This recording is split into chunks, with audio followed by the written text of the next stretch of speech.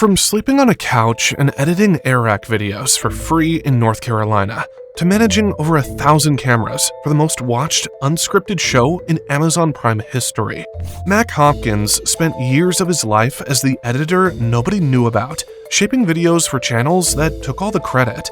And while doing all that, he built a production system so advanced that it turned the raw chaos of Beast games into a show that hit #1 in over 80 countries. And he did it all while most of the internet was still arguing about whether they even liked him. And just when people thought Mack had settled into his role behind the biggest creator on the platform, he did something nobody saw coming. Because after years of building other people's empires, Mack quietly went back to the channel he had abandoned 3 years ago, uploaded a single video, and crossed 10 million views in days. A video so ambitious that he shut down an entire town just to film it and ran a 6-week simulation so real that even his closest friend couldn't tell what was real and what was a skit. And after watching the video, fans and industry insiders had only one question. Is the internet watching the rise of the next MrBeast, or is this the beginning of something even bigger? And this is the story of Mack Hopkins, and why the internet was not ready for any of it. Kirkland Hopkins was born on March 8, 2000, in Charlotte, North Carolina. His family called him Mack. His father loved watching movies, and he loved the Star Trek series. And on most evenings, the two of them would sit together and watch whatever was playing on TV. It didn't feel like anything at the time, just a kid sitting next to his dad, watching TV. But if you look back at it years later, you realize it was the thing that started everything. Because by the time Mack was 9 years old, his father's Sony Handycam had become the most important object in the house, at least to him. He would pick it up, film whatever was around him, and then try to figure out how to stitch the clips together into something that made sense. He didn't have editing software. He didn't have a computer that could handle real production work.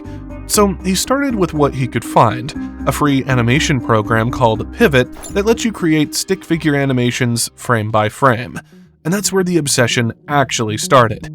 Mack later said in an interview that he was fascinated with geometric shapes, the curve of a bell, a basketball hoop, and that this obsession with visual structure is what eventually pulled him into editing. He wasn't drawn to the performance side of filmmaking. He was drawn to the architecture of it, the way shots connect, the way a cut can change how a moment feels, the invisible mechanics that most viewers never think about but always respond to.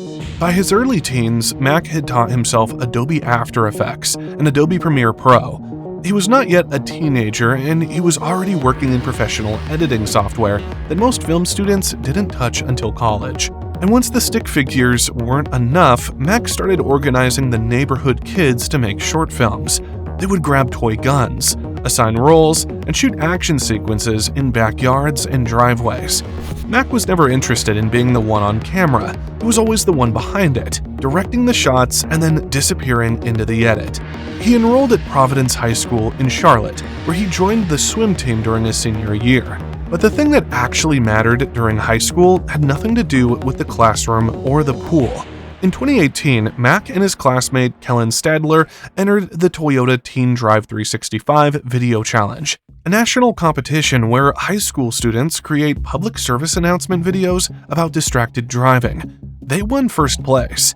It was a small moment in the grand scheme of things, but it was also the first time anyone outside of Mack's immediate circle had looked at his work and said, "This is better than what everyone else is doing."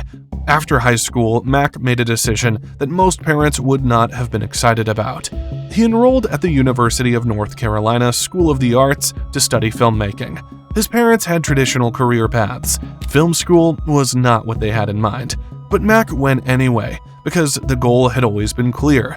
He has said publicly that, "My whole life is built around wanting to direct and edit movies." YouTube was never the destination. It was supposed to be the shortcut.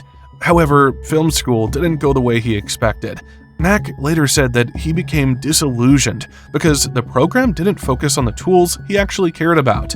Things like VFX, motion graphics, and the advanced post-production techniques he had already been teaching himself since he was 12.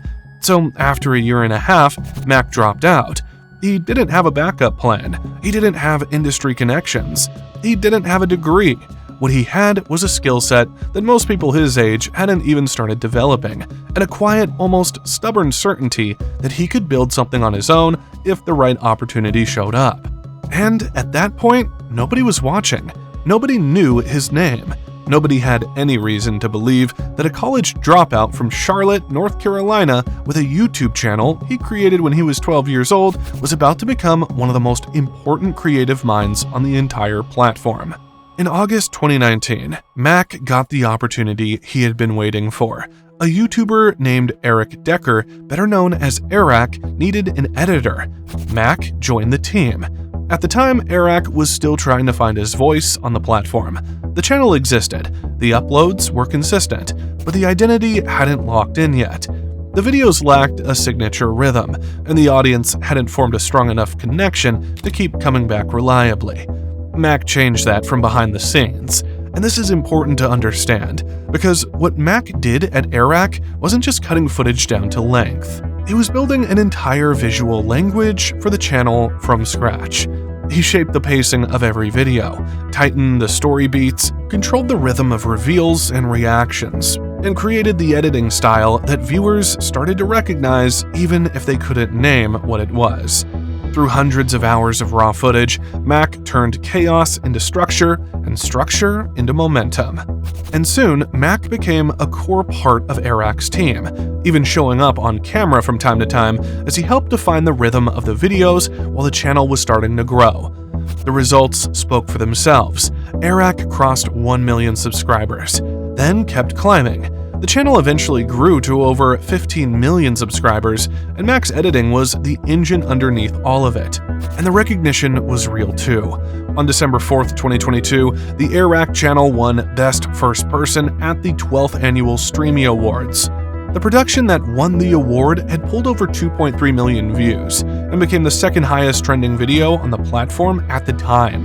That award was a direct reflection of the editing style Mack had built from scratch. The trophy went to Airrack. The work behind it belonged to Mack. But here's the thing that most people didn't know at the time. Mack's contribution to Airrack went far beyond just editing.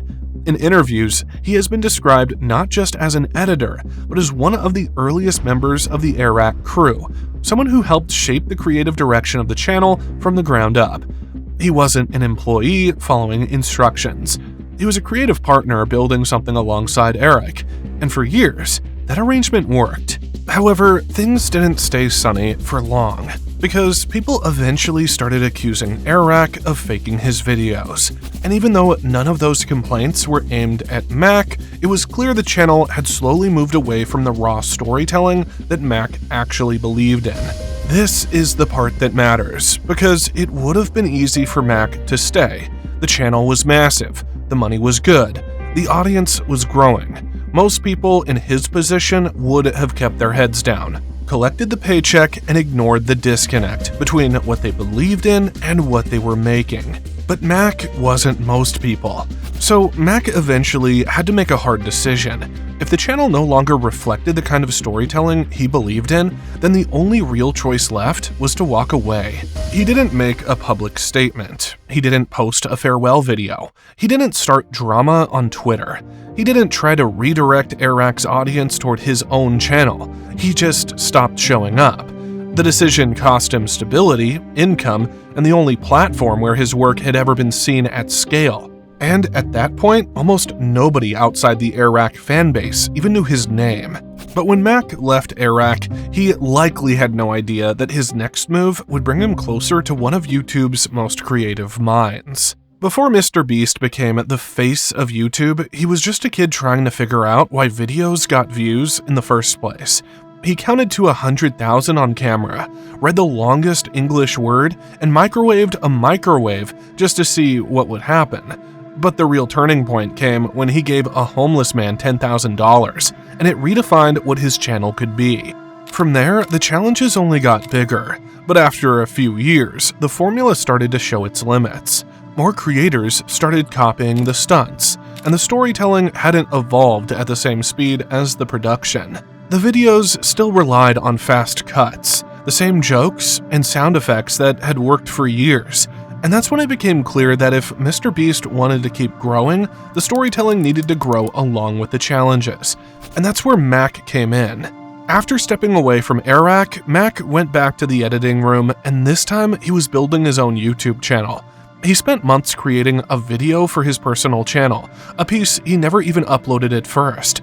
Mack later said in an interview that when he showed that unfinished project to MrBeast, Jimmy didn't just like it, he called it the best YouTube video I've ever seen in my life. He turns around and he tells me that's the best YouTube video I've ever seen in my life. Wow. And I was like, oh my God. And coming from MrBeast, this wasn't just casual praise. It was a recognition that Mack wasn't just an editor. He was someone who understood the art of YouTube storytelling at the deepest level. MrBeast even went public, saying Mack would change YouTube forever, and he wasn't exaggerating. On April 26, 2023, Mack uploaded his first video to his personal channel. He titled it The Start. In the video, he expressed his desire to create compelling, high-quality stories for an audience. He dedicated the video to Mack Hopkins, Terry, Scotty, Child Mackie, and all of his viewers and subscribers. It was personal, it was vulnerable, and it signaled that Mack wasn't just trying to get views. He was trying to build something that meant something to him. His second video hit over 4 million views. He promised to upload every 2 weeks, but life had a different plan for him. And Mack's life was about to change forever, because MrBeast wanted him to join his crew. Mack had spent years shaping other people's stories, and now the biggest creator on the platform wanted him to help shape the next era of YouTube. In an interview with Gold Derby, Mack later explained his thinking. My whole life is built around wanting to direct and edit movies, and so my entire style was forced into a box when we went with YouTube. He didn't see YouTube as the end goal. He saw it as the fastest path to the top, and MrBeast was offering him the biggest stage on that path. And to no one's surprise, Mack said yes. The upload schedule he had promised his fans went silent. The channel went dark. Those 2 videos just sat there collecting views, while Mack poured everything into someone else's vision once again. But before Mack settled into his role behind the scenes, MrBeast had other plans for him first. Because Mack's introduction to the MrBeast universe didn't start in the editing room, it started on camera. His first appearance came on August 31st, 2021, in a video called Last to Leave Circle Wins 500,000. 100 people stood inside a circle, and the last one standing would take home the prize. Mack was the first person eliminated. He stepped out before anyone else even considered quitting, but because of that decision, MrBeast gave him a brand new car. It was a small moment in a massive video. Most viewers forgot about it within minutes, but 2 years later, MrBeast brought Mack back for something much bigger. On October 7th, 2023, MrBeast uploaded World's Most Dangerous Trap. This time, Mack wasn't one of 100 competitors. It was the only one. The entire video was built around him completing a series of increasingly dangerous physical challenges, each one worth $100,000, all building toward a grand prize of $1 million. Mack cleared challenge after challenge. He powered through laser mazes, physical traps, and high-risk obstacles. By the 8th round, he had accumulated $700,000. One more challenge stood between him and the full prize. The task was simple on paper. Cut out 4 Dalgona cookies in consecutive order under a time limit, the same challenge made famous by Squid Game. Mack broke the cookie. $700,000 disappeared in a single moment. The internet reacted immediately.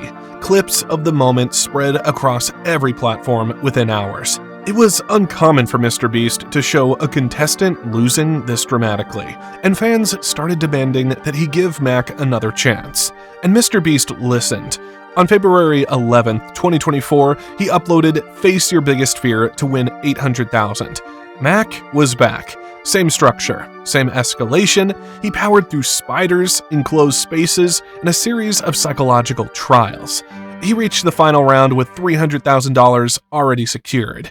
MrBeast offered him a choice: take the $300,000 and walk away, or risk it all on one more challenge. The final challenge was the Dalgona cookies again. Mack chose to stay. He picked up the needle, started cutting. He broke the third cookie. $300,000 gone. Combined with his previous loss, Mack had now lost $1.5 million across 2 videos to the exact same challenge. The internet split down the middle. One user wrote that Mack let greed get the best of him. Others said he was the most compelling character MrBeast had ever featured. He had been offered a safe exit with $300,000 in his hands and chose to risk it all on the exact challenge that had already destroyed him once before. Whether you called that greed or courage depended entirely on how you saw the world. Mack didn't respond to any of it. He said nothing publicly. He just disappeared. But MrBeast wasn't done with him yet. On June 15, 2024, MrBeast uploaded World's Deadliest Obstacle Course.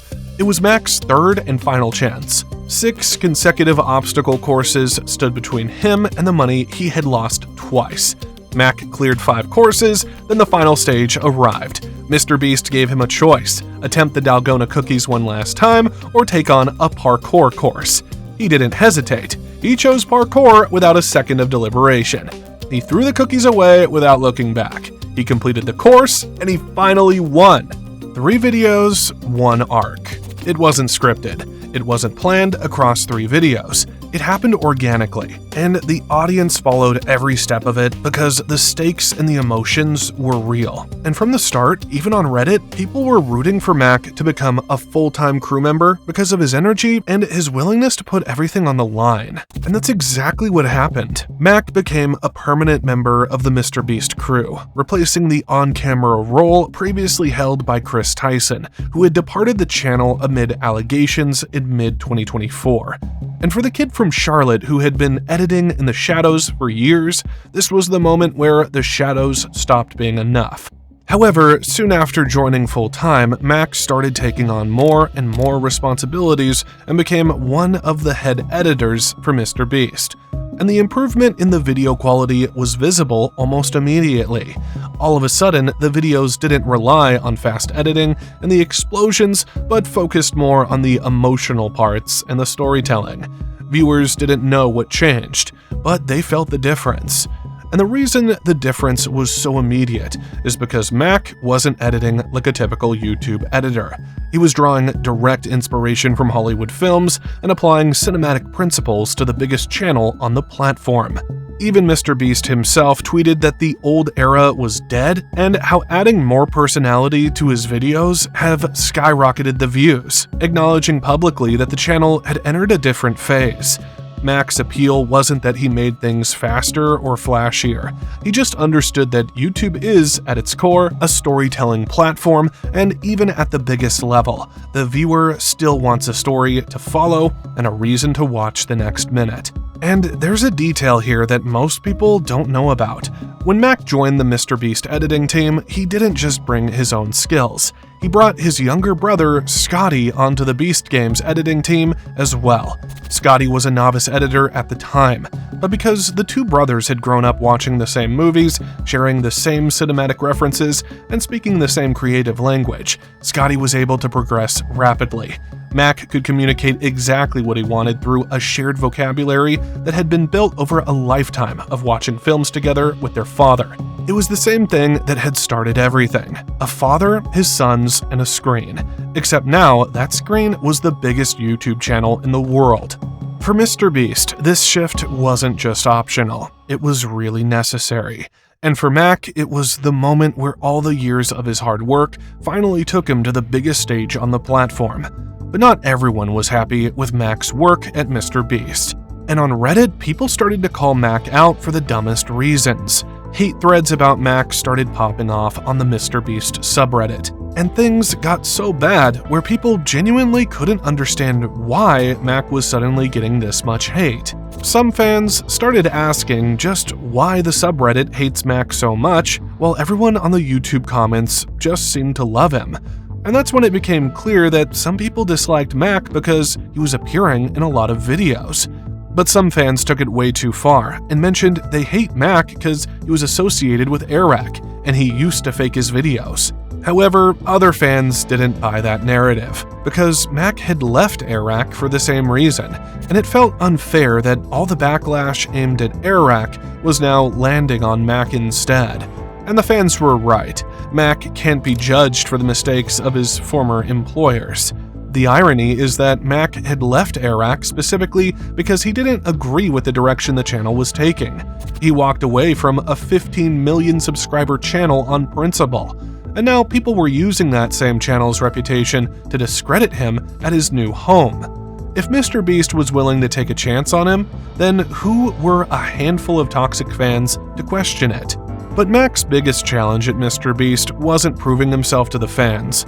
It was running the entire production of Beast Games, because Mack didn't just edit Beast Games, he helped build the whole thing from the ground up. He was the lead editor, co-creator, a writer, and even a co-host on camera. And to understand what that actually means, you have to understand what Beast Games was. Beast Games was MrBeast's jump from YouTube to Amazon Prime Video. 1,000 contestants competing in physical and psychological challenges for a $5 million grand prize, the largest single cash prize in reality television history. The production scale dwarfed anything MrBeast had ever attempted, and Mack was the person responsible for making all of it work in post-production. While most editors handle a few cameras, Mack handled 1,000 different cameras in Beast Games. Even Episode 1 alone had over 1,000 cameras recording everything, and the whole footage for the show was over 1.7 petabytes. And Mack was the one stitching all this chaos into a coherent story. And to give a general idea, 1.7 petabytes of storage can hold about 400,000 full HD movies, 425 million songs, and about 566 million high-quality photos. And Mack was the one who was creating 40-minute episodes out of all of this. Mack himself described the process as making a wooden house out of a forest. He compared it to grocery shopping, going through an almost incomprehensible amount of raw material and selecting the best ingredients to craft a story that millions of people could actually follow. And the advantage Mack had over any other editor who could have been given this job was that he wasn't just editing the show. He was on set. He was in the room. He was witnessing the moments as they happened in real time. Mack designed the entire workflow for Beast Games, leading a team of over 20 editors under a single unified vision. And this is where the film school dropout, who had been teaching himself editing since he was 9 years old, proved that the traditional path isn't the only path. Mack wanted to prove how much this opportunity meant to him. So while most YouTubers would outsource the graphics, Mack created all 250 graphics for episode 1 himself, all while managing the team of editors. And his cinematic instincts showed up everywhere in the show. During one sequence where the contestants had to build structures out of blocks, the entire room of 1,000 people fell completely silent. Mack said he immediately thought of Christopher Nolan. He later explained the block scene is just straight out of Dunkirk. There's a bombing scene in the film, and it's a very slow riser. There's one part where the riser hasn't reached its peak, and there is silence. Everyone's looking up, and there's this stopwatch, an organic ticking going on. And that is what the scene I'm talking about is. He wasn't referencing other reality shows. He wasn't referencing other YouTube videos. He was referencing one of the most acclaimed war films of the last decade, and he was applying those principles to a competition show on Amazon Prime. Whether it was Tron influencing the set designs, Terminator 2 shaping the emotional beats, or Dunkirk dictating the tension building, every creative decision in Beast Games started from a movie reference. Because that's how Mack's brain works. He doesn't think in YouTube, he thinks in cinema. With thousands of contestants and overlapping dialogue, Mack became the person responsible for turning all the chaos into something viewers could actually follow. But things weren't always smooth. When production delays hit the series and the entire editing schedule shifted, Mack kept the project on track, pushing the edits forward under insane pressure. Battling through sleepless nights, Mack was doing his best to keep things moving, but his biggest challenge was yet to come. Since Beast Games was bringing MrBeast's content to a more mature audience on Amazon Prime, Mack couldn't treat it like just another YouTube video. But at the same time, he had to make sure he didn't alienate the viewers who had made Jimmy so big in the first place. If he leaned too far into traditional television, the core audience would feel like they were watching a different show. If he leaned too far into YouTube, the Amazon audience wouldn't take it seriously, and nobody in the creator economy had ever had to walk that line before. So Mack did what he knows best, and brought in his signature movie-style storytelling, tension building, pacing, and visual effects, basically giving Beast Games a feel that sat right between cinema and YouTube without fully belonging to either. One industry publication described the editing of Beast Games as, by technicality, one of the most advanced edits humankind has ever attempted. That's not a quote from a fan page. That's from a professional trade outlet looking at the technical scope of what Mack's team pulled off. And Mack finally proved his worth to the world when the show's numbers came in. Beast Games got 50 million views worldwide within 25 days of its debut, making it Prime Video's most watched unscripted series ever. On top of that, it hit #1 on Prime Video in more than 80 countries shortly after release. More than half of its viewership came from outside the United States, which meant Mack hadn't just made a show that worked for MrBeast's existing audience, he had made something that translated across languages, cultures, and continents. But the real praise came later, because to make things even sweeter, Beast Games was renewed for seasons 2 and 3. The kid who dropped out of film school because it wasn't teaching him what he needed to know had just co-created the most watched unscripted series in Amazon Prime history. But here's the thing, most people would have stopped there. Most creators in Mack's position would have stayed comfortable. He had a permanent spot on the biggest channel on YouTube. He was co-hosting one of the most watched shows on Amazon Prime. He had job security, creative freedom, and the kind of industry recognition that most editors spent entire careers chasing without ever getting close. But Mack never forgot the promise he made. Back in 2023, when Mack uploaded those 2 videos on his own channel, he told his audience he would be back every 2 weeks. He dedicated his first video to his family. He put his heart into the second one and watched it cross 4 million views. And then MrBeast's opportunity pulled him away, and the channel went silent for nearly 3 years. Those 2 videos just sat there, collecting millions of views while Mack was busy building someone else's empire. The comment section slowly filled with people asking when he was coming back. Some gave up waiting, others held on. And after Beast Games wrapped and the numbers proved that everything Mack had built was working, Mack did something nobody expected. He went back to his own channel, and when he came back, he didn't come back small. On April 3rd, 2026, Mack uploaded a video called "I Convinced a Stranger to Rob a Bank." The title alone triggered millions of clicks. The premise itself sounded illegal and impossible to achieve, but the execution revealed something far more ambitious than a prank or a stunt. Mack had shut down an entire town. Mack built a fake bank on a film set, hired actors to play FBI agents, and staged a police chase so convincing that his old-school friend Adam Raby had no idea any of it was fake. And Adam wasn't in on it for a day. He was inside the simulation for 6 weeks straight, genuinely believing that he was helping the FBI track down Mack. But then the story flipped, and suddenly Adam wasn't catching Mack anymore. He was robbing a bank with him. The agents were fake. The weapons were fake. The arrest was fake. The only thing that was real in the entire video was Adam's reactions. Mack later admitted that shutting down an entire town was not the most financially intelligent decision he had made that year. But the numbers told a different story. The video crossed 10 million views within days of upload. It spread across TikTok, Twitter, Instagram, and Reddit simultaneously. News outlets from all over the world covered it as a major cultural moment, and that's when the comparisons started flooding in. Fans and industry insiders started calling Mack the next MrBeast. One user on X wrote that the video was a masterclass in ideation and storytelling, and that Mack could be the next MrBeast if he keeps this up. Thousands of people echoed the same sentiment across every platform. But here's what makes those comparisons both accurate and incomplete at the same time. Because Mack isn't trying to be the next MrBeast. YouTube was never the destination for him. It was always the vehicle.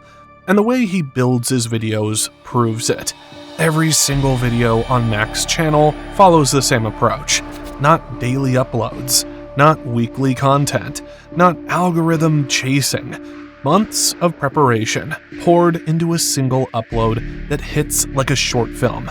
I survived a plane crash. I survived 100 hours controlled by AI. I convinced a stranger to rob a bank. Big idea, months of invisible work, one upload, massive impact.